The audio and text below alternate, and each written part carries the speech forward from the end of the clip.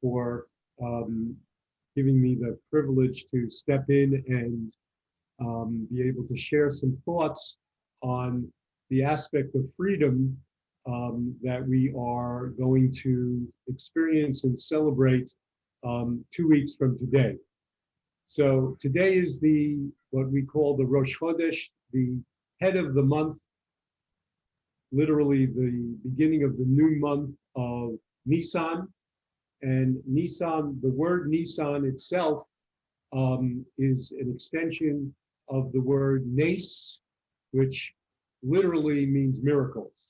So in some sense, and on a deeper level, we are looking at the fact that Nisan is a month and a time of miracles, and in particular, the type of miracles that are indeed revealed miracles. So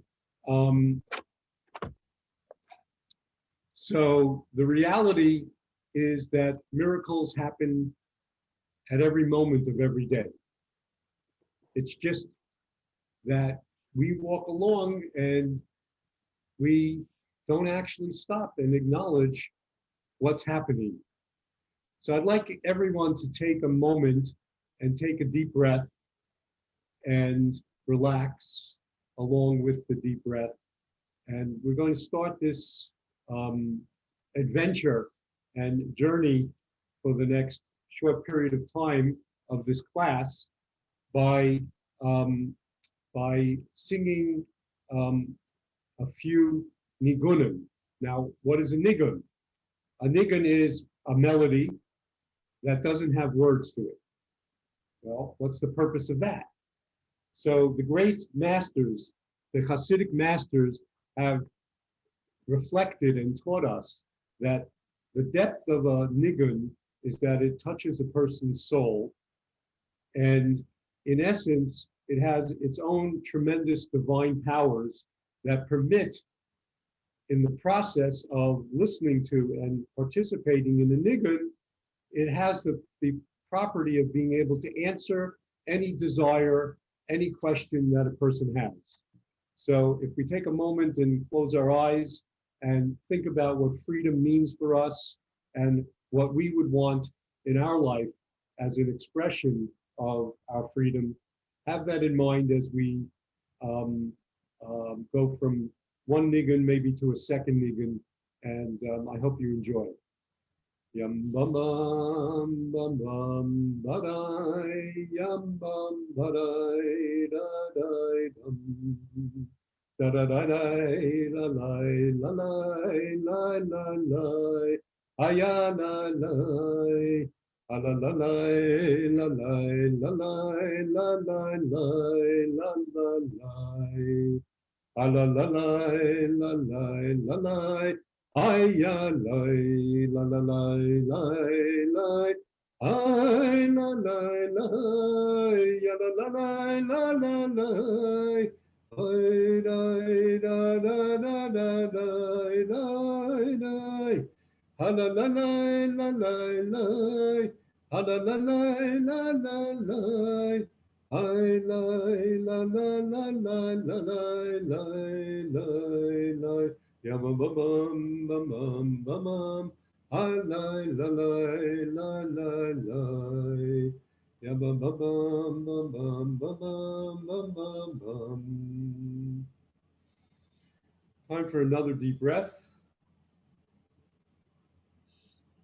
I die die die die die yum bum bum bum bum bum bum da da die die die die die la la la la la die die I die die die I die da die da die die da da da da da da da da da da da da I lie lie lie lie lie la la la la lie I die die ah la lie lie lie lie lie lie la la la la lie lie lie lie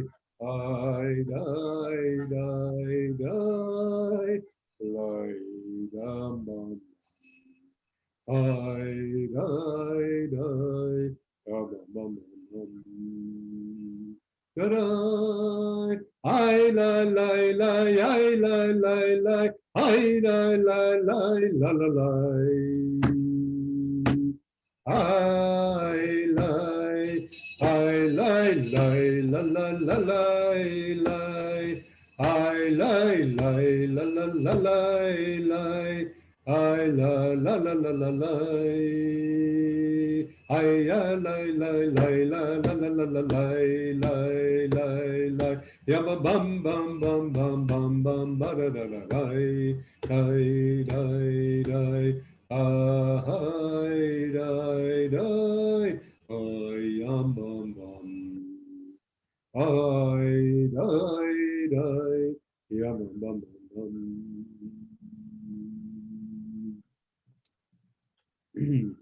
Okay, so You ring something, ring something, and I can hear some like ding ding oh, ding.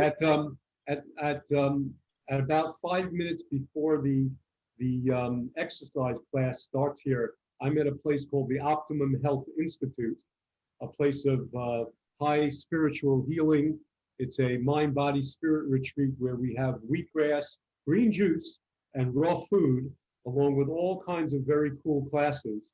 And that's the way they wake everyone here, is with a man walking through the community with a chime. Oh, that's like Tibetan. Yes, Something. yes, they have some Tibetans here. Yes, and they have Tibetan bells. So yes, it's multicultural here. I'm the rabbi and spiritual advisor when I come. Oh. All right, so let's move forward. So really, the nigun is really an expression of our own freedom, and freedom is something that is really an internal experience. You can read of great people who've been imprisoned, and nonetheless, they may imprison them physically, but they cannot take away their freedom. So let's talk about some of the deeper elements of what it means to be free. The Lubavitcher Rebbe has a teaching that goes as follows. The Lubavitcher Rebbe says that if a person walks out of their house or out of their apartment, and they now come to the street, and they look around and they see a bird in the tree, some birds, they see the tree. They see squirrels running around. Where I live in upstate New York, we may see deers, we may see a skunk, we've seen foxes. So a person who walks out and sees what's going on in the world, the Rebbe says that this is freedom. The Rebbe teaches that this is the doorway to be able to fulfill the performative commandment of Zecher L'Tzias Mitzrayim, which means to remember the exodus from Egypt. Now, this is really the formation of the Jewish people. While Jews existed and went down to Egypt, it's really the coming out of Egypt that formed the Jewish people. And why is that? By coming out of Egypt, we were taken out by God and we experience freedom. Well, what does freedom really mean? I'll come back around to that a number of times here. In the case of what the Lubavitcher Rebbe is telling us, the Lubavitcher Rebbe is telling us that when we step out into the world and we look around, as my wife might say, we smell the roses and we say to ourselves, wow, that's beautiful. Look at all this life that is here in this world. That is a reflection of being free. What's it in contrast to? Well, those of us that have been in school and the work world, we know that many times we'll wake up and we'll kind of be very robot-like. We will head into our day as quickly as we can, getting dressed. The common practice in America is that people are running off to work.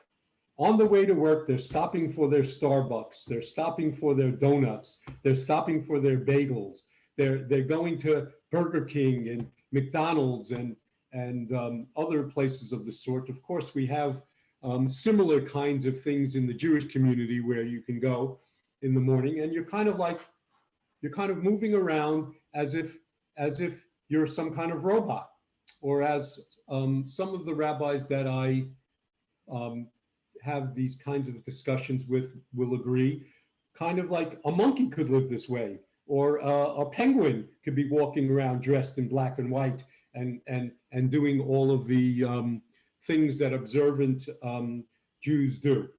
So the difference that the Rebbe is pointing out to us is that a person who has a higher sense of awareness and consciousness, as reflected by actually looking around, taking the time to look around, this is the level of freedom that allows us to say that we are fulfilling, we are being Mekayim, which means we're fulfilling in all of its aspects, the Torah commandment of remembering the time we came out of Mitzrayim, a very aware and conscious time. Everybody had to pack up everything.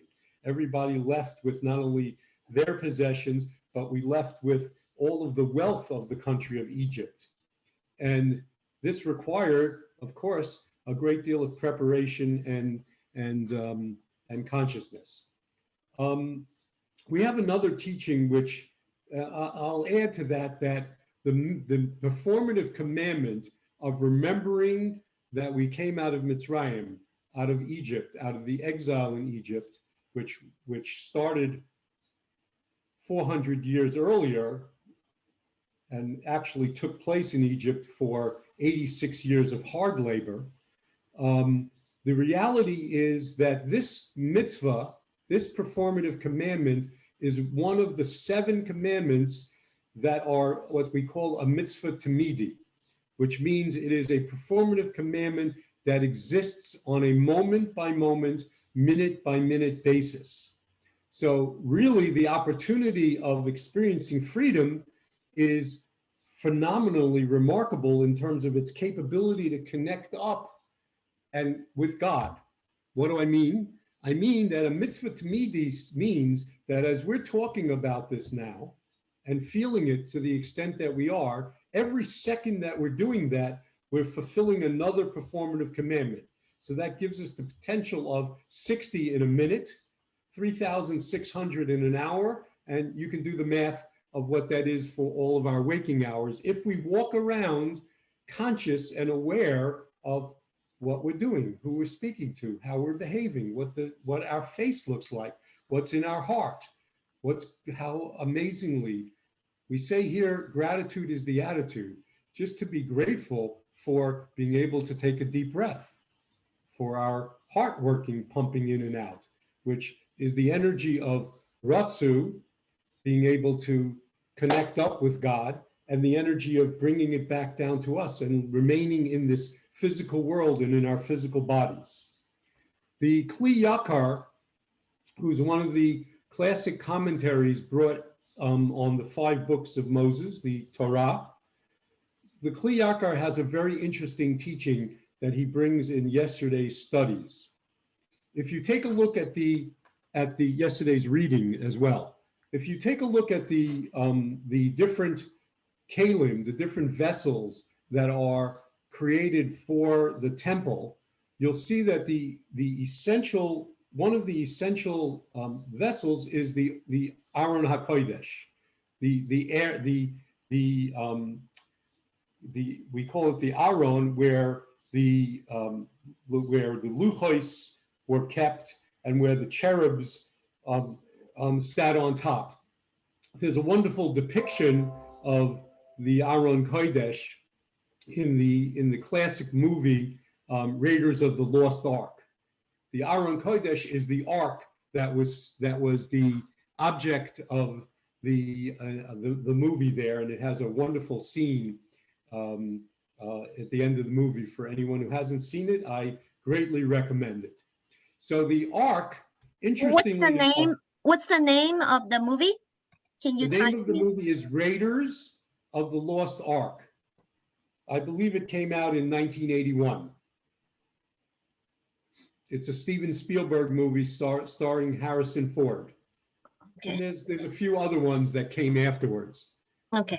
If you want to fast forward to the last 30 minutes of the movie, that's where you'll see the ark and all the miracles take place. Is it the one that Hannah typed into the Zoom, Yes. chat? Okay. Yes, I just saw her text come up. Mm-hmm. Raiders of the Lost Ark. Yes. Okay. So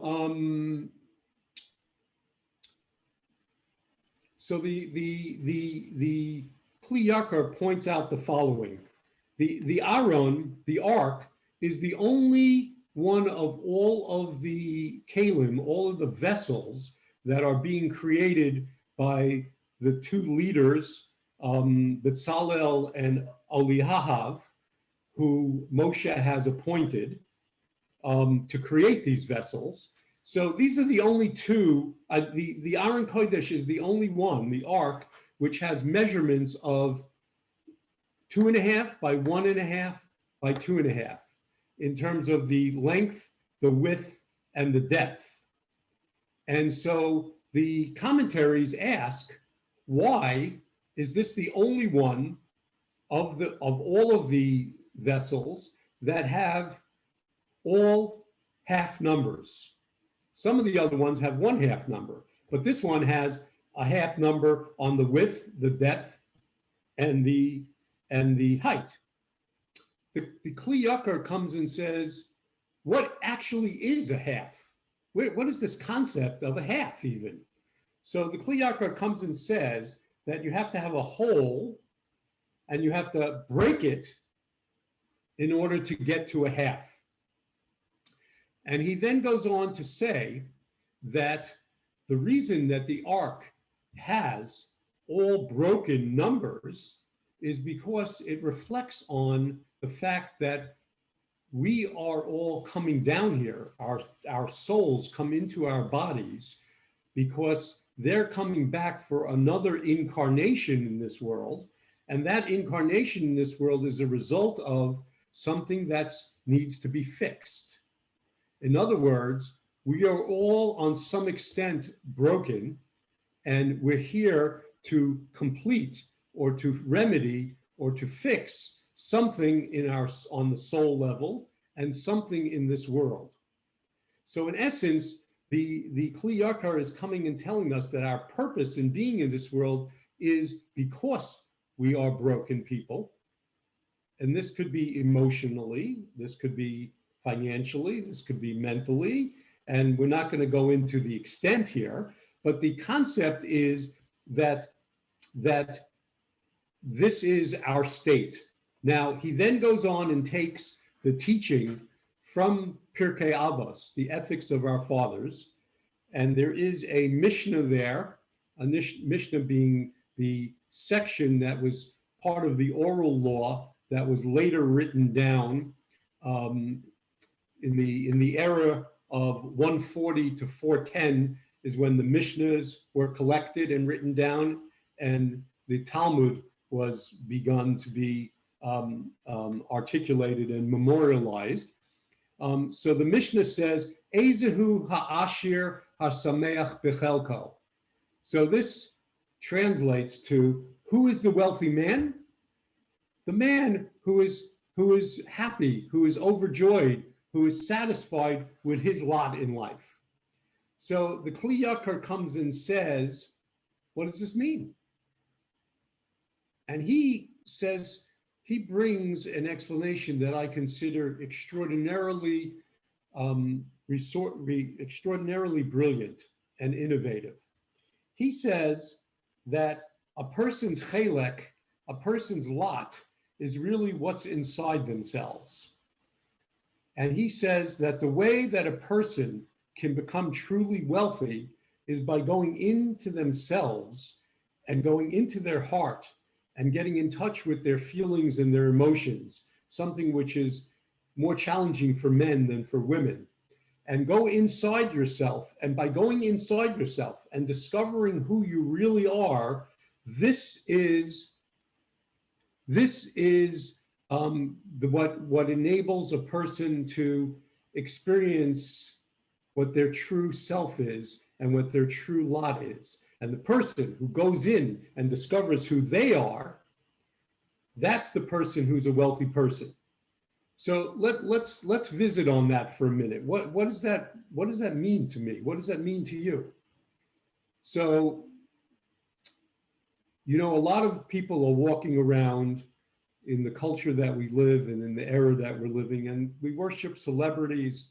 They're on TikTok, they're on Instagram, they're on WeChat. I don't know the applications in China, but the real interesting thing is if everybody wants to be just like somebody else, or they want to be like them, or we even have this in the Torah community where a person wants to be like that scholarly person or like that talented person. And so you kind of lose sight of the object in life, which is to be you, to be who you can be. And that, in essence, is true freedom. Go inside, find out who you are, and find out more about yourself so that you can have your voice and truly be free in your expression of who you are. Can't express who you are, particularly in a powerful fashion, if you don't know who you are. So we have science today that tells us that when a baby is born, until a baby is 6 years old, a baby is basically an absorption machine. A baby is in what we call alpha state, where the waves per second that go on in your head are way, way slower than the way we all operate as adults. In that slower wavelength, you absorb all the energies around you. So while a baby and then a toddler may not be able to speak, they nonetheless express themselves and they're absorbing everything around them. And the reason that I raise this is it's that absorption on a scientific level, which kind of puts all the data and information on your hard drive that you operate out of all through your life. So basically from 0 to 6, 0 to 7, you get all the programming on your hard drive, science is now saying, that then is how you're going to operate through life. So now if we look at it on the spiritual level, we have a soul coming down into the body that is coming down back into this world with a mission. And that mission is going to be fulfilled throughout our lifetimes. Even, God forbid, if a baby should die in the process of birth or as a young child, as painful and as sad as that is, nonetheless, on a spiritual level, we grasp, I don't want to use the word understand, we grasp that this soul fulfilled its purpose by coming down even for that short amount of time. So all the more so for those of us that are blessed to live our lives. So our soul has met up with our body. On a scientific level, I don't think they've quite gotten to the point where science is proving about our souls, just like science has not yet gotten to the point of proving God, but it has proved that this hard drive effect, where we're absorbing all the energy around us, is the programming that we now come forward with life. And I'll just speculate that a lot of the negative programming that we have on our hard drive and a lot of the self-doubt that we walk around with as adults, or many people do, is a result of the negative programming, all the no's that our parents said to us, no, don't do that, no, don't go there. So a person who becomes an adult and a conscious person has the capability to observe their programming and maybe reprogram themselves, maybe retrain themselves. This is freedom. And so what I would want to wrap up with is the principle that at the end and the beginning of each one of our days, we have the opportunity to choose how we're going to live our life and express who we are, everything from a moment-to-moment basis to minute by minute, hour by hour, day by day, week by week, month by month, year by year. we're never the same. We go from one Sabbath to another, from one new moon to another, from one Passover celebration to another. And like my children will ask from time to time, didn't we do this last week? Isn't it the same as we did last year? And while the practices may be the same, we're not the same, because life is a helix. And as we go through that genetic makeup within us and outside of us, that we live life, as we come to each Sabbath, as we come to each New Year, as we come to each holiday of freedom, we are at a different place in our life. And therefore, if we're conscious, even though we may be doing the same thing, it's not the same, because we come with a renewed spirit, with a renewed vigor, with a renewed warm heart to our practices, because we're well aware that with each day, there's a new light that is brought into the world. And so having shared my thoughts with you, I'm ready to open this up for anyone who has any questions or anything they want to comment on. 大家有什么问题吗？到现在为止。I did have a question, but I don't remember it. They say that some of the great Hasidic masters say that if you rub your hand across your head and close your eyes, you'll remember anything that you've forgotten, or be able to find anything that you've lost. Mm-hmm.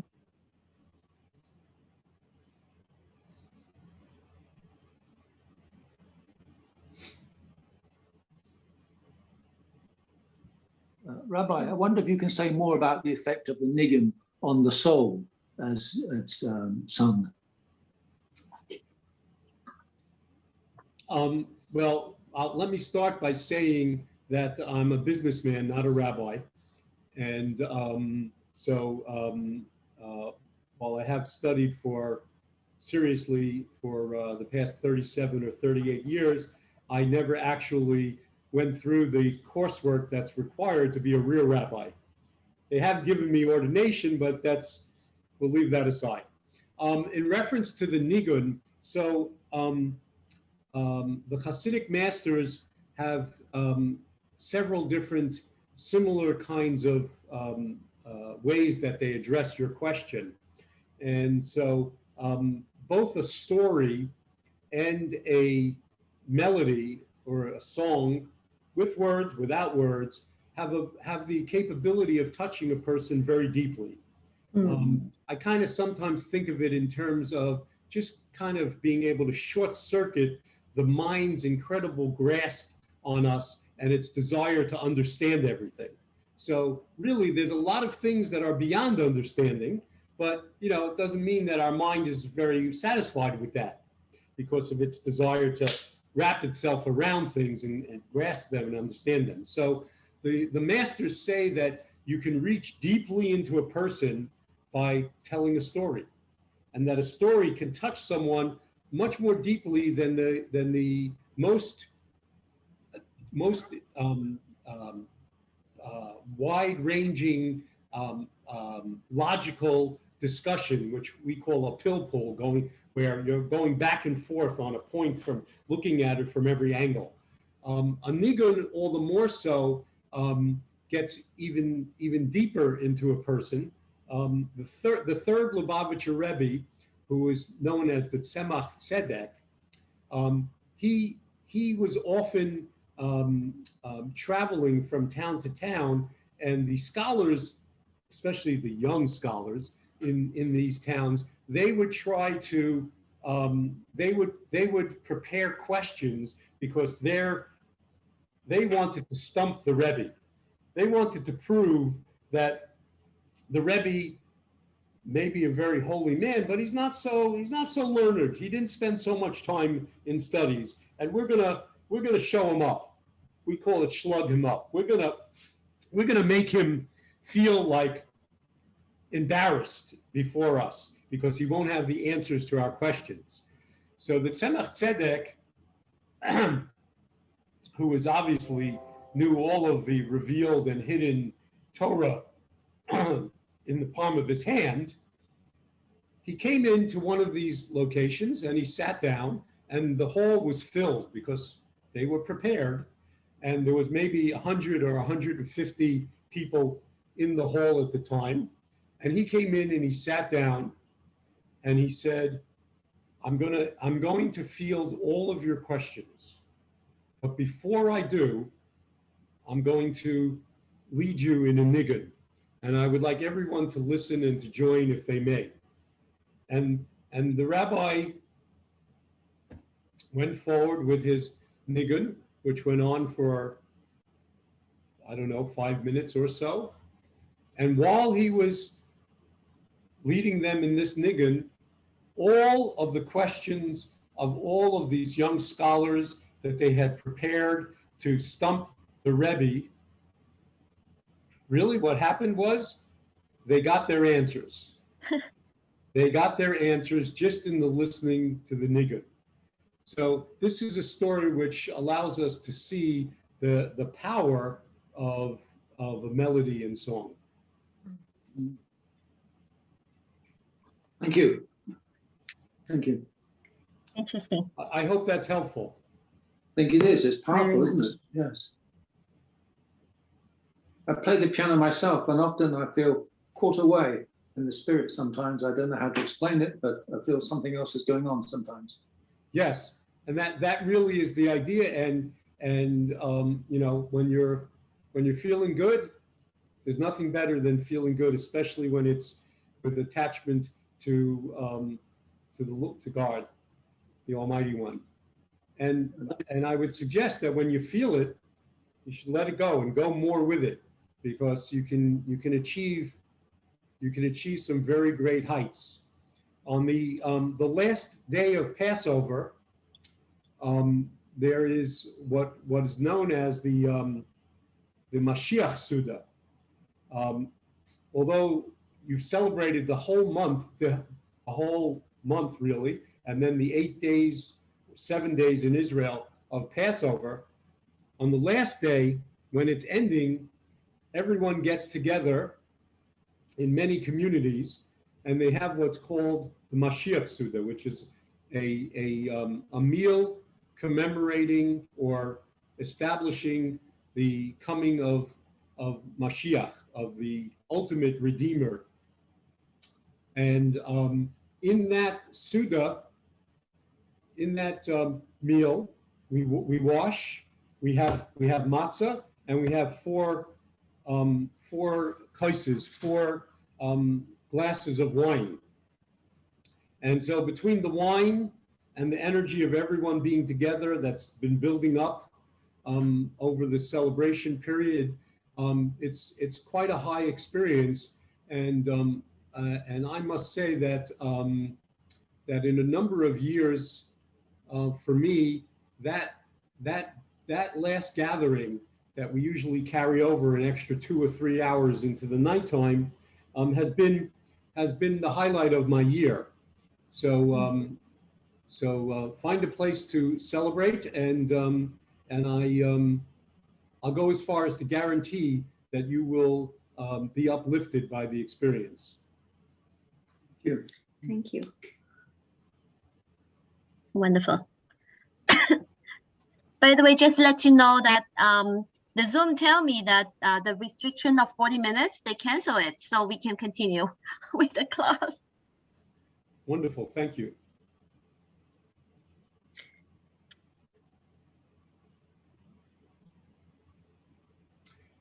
Does anybody have any feedback on my perspective that I've shared with you on freedom?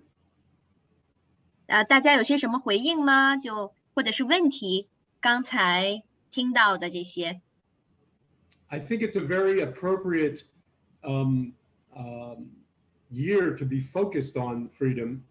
We've had a degree of censorship openly in America that I haven't seen or known of in my lifetime, where social media had the capability to censor various people in addition to President Trump.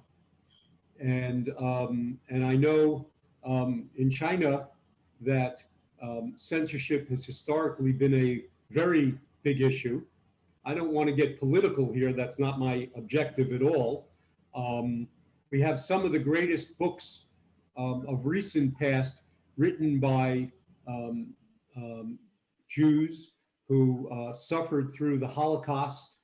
And you have the book which I would recommend to everyone, written by Viktor Frankl, known as I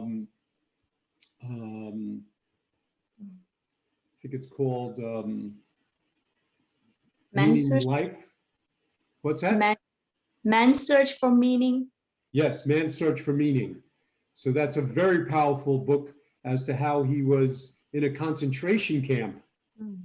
And nonetheless, they could not take away his freedom because he could always choose between the stimulus and the response. He could choose how he was going to behave. We have similar books written by some of the refuseniks in Russia who were imprisoned. Natan Sharansky, Alexander Solzhenitsyn. They've also written books about how they maintained their freedom while being isolated in gulags I think in the part of Russia called Siberia. And you know, there are other written accounts of the Lubavitcher Rebbe's father-in-law, who's known as the Frierdiker Rebbe, Rabbi Yosef Yitzchak Schneerson, and his imprisonment, and when they had a gun, literally a gun to his head. You know, this is, again, you know, we take it for granted, especially in America. We take freedom for granted, that we can go around and do what we want to do, when we want to do it, how we want to do it. Now, you know, I believe that a new generation is being faced with what does freedom mean for them? Here, at least here in the United States of America. Oh, I see that Hannah has shared Victor's book. Thank you.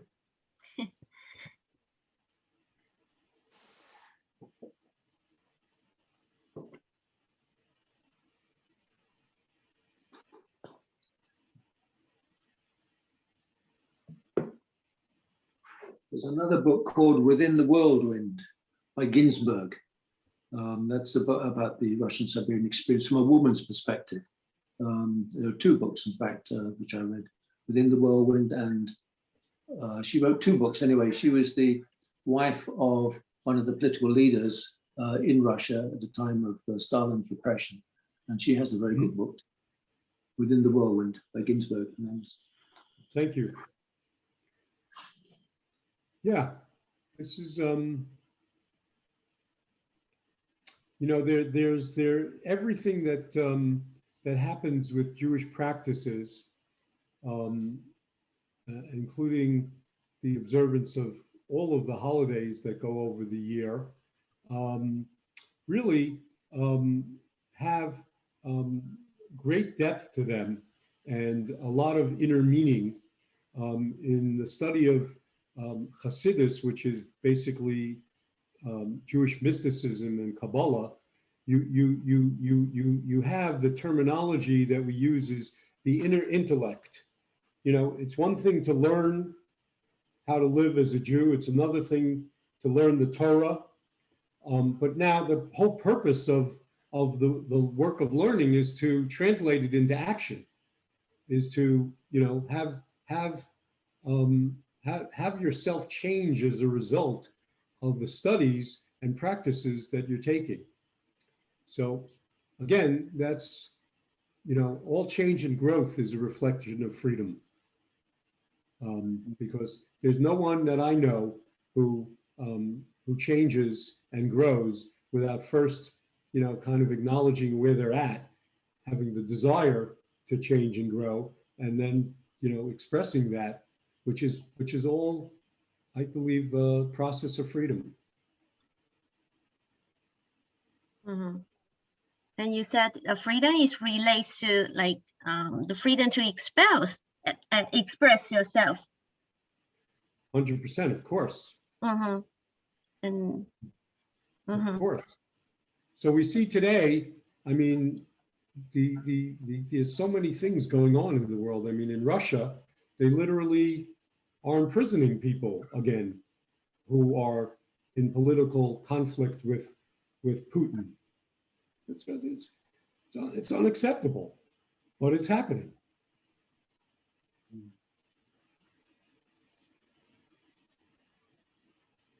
In America, people have been afraid to come out and say that they were Trump supporters, because putting that on Facebook or social media exposed you to who knows what, even losing your job, which is it's these are the times that we're living in, and depending on how we understand the Messianic era and its imminent arrival, we expect there to be some type, according to Maimonides, the Rambam, we expect there to be some form of a war between Gog and Magog, between these two opposing forces. So is it going to be a physical war, God forbid? Is it going to be a nuclear war, God forbid? Is it going to be a war of cultures, of economies? We see this play out. Some people want to depict it as good and evil. We see this play out, constantly in the world news. And I believe that God plays it out this way in order to arouse people's souls to search and find meaning in their life. And some connection to source. Some people don't even want to use the word God in America. So I use the word source.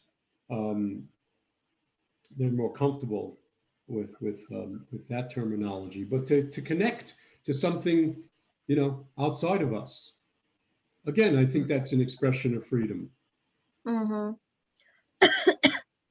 But maybe people will say that, oh, if I have freedom to express myself, and some like there is some negative things coming out, like how to distinguish between the self ID, the true self ID, and like some negative, just throw out anything I want to say.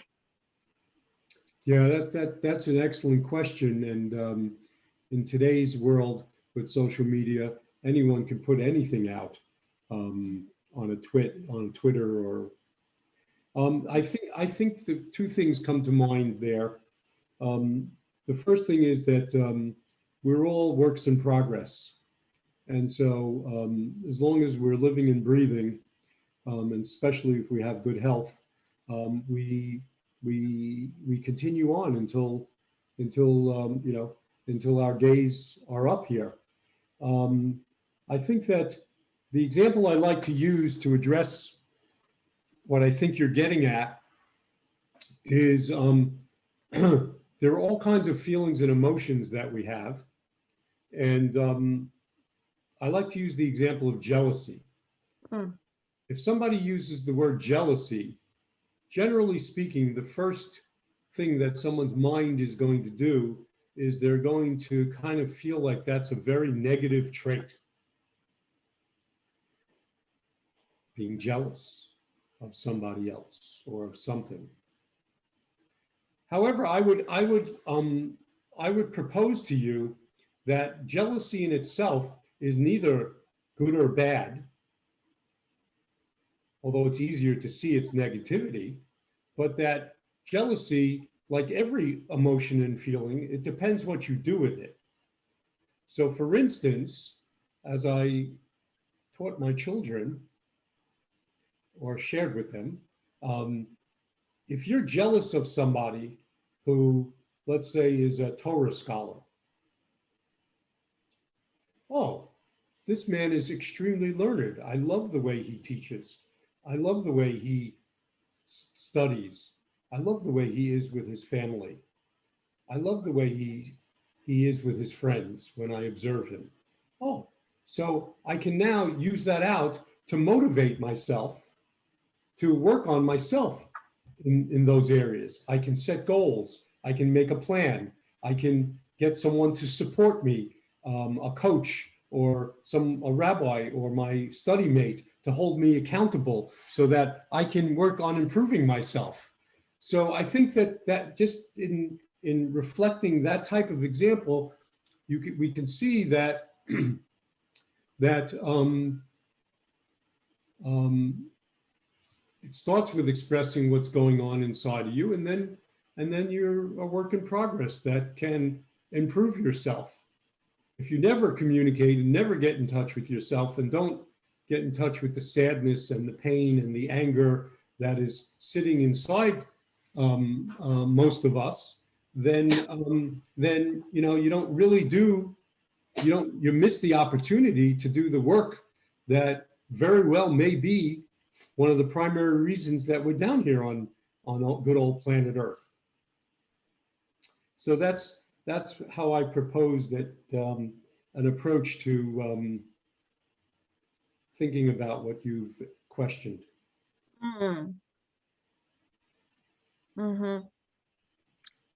So it's like a negative thing reminds us of something maybe deeply inside us that needs fixing, or that we need to improve. Yes, yes. The Baal Shem Tov, the founder of the Hasidic movement, which brought back vibrancy and life into Jewish practices about 350 years ago.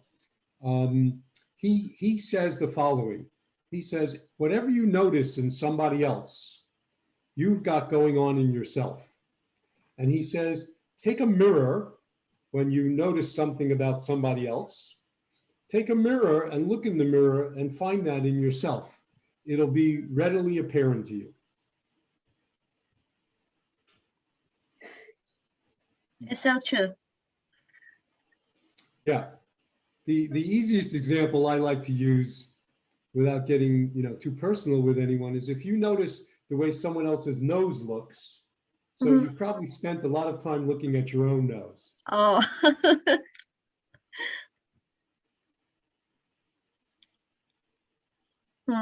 Interesting. Otherwise, why would you notice it about somebody else? Yeah. Yeah. All right. Does anybody else have anything? 大家还有什么回应吗？会有什么问题吗？ 12. We have 12. They're so quiet. We can address that, can't we? 有些什么问题吗？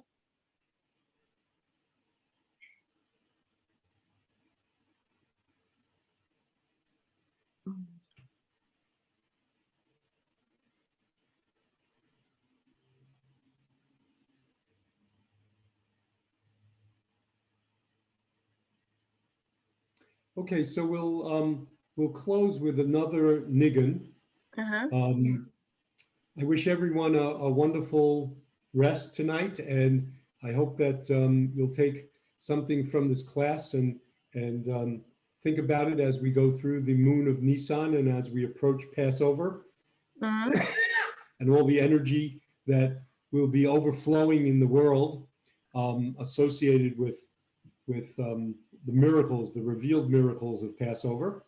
And it's been a real pleasure having the opportunity to meet you at Da'at and to see you, Hannah, and some of the other faces that have popped up. I bless you, everyone, that you should feel a sense of fulfillment and meaning in your life as you go forward in your pursuits of Judaism, of God, and everything else that you pursue. Amen. Yes. Yamba la la la ya la la la la la la la ya ya la la la ya la la la la la ya la la la la la ya la la la la la la ya ya la la la la la la la la ya ya la la la ya la la la la la ya la la la la la la ya la la la la Allah la la la la la la la la la yam ba dum bum bum bum ba Allah la la la la Allah la la la la Allah la la la la la ayya ya la la la ya la la la la la la ayya la la la yam ba dum bum bum bum ba ayya la la la la ya la la la la la ayya la la la la la la la la la yam ba la la la la la ayya la la la la ayya la la la la la la la la la ayya la la la la la la la la. It's Good so night, everyone beautiful. from San Diego, California. Oh, Thank you. Thank Thank you. you. Thank you. Wonderful. 太好了，今天。 Love the Nigun. Thank you. OK，拜。 Bye. 晚安，大家晚安。谢谢各位晚安，谢谢，拜。拜拜。